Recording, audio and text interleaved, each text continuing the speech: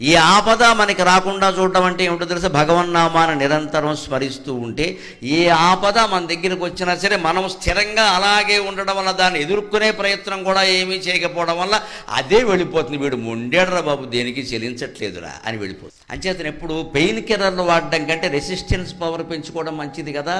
ఆపద వచ్చినప్పుడు దైవ ప్రార్థన చేయడం కంటే నిరంతర స్మరణ చేయడం ఎప్పుడూ మంచిది.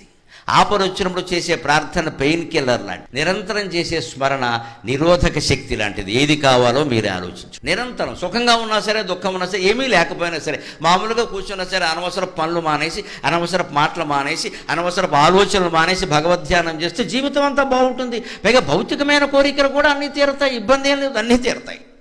దానివల్ల వచ్చే ప్రమాదం లేకుండా దేవుడు చూస్తాడు. వడపోసినటువంటి నీళ్ళు పాలు మజ్జిగో ఇచ్చినట్టుగా దేవుడు వడపోసిస్తాడు నీకు ప్రమాదం లేకుండా. అది నతాదిగా.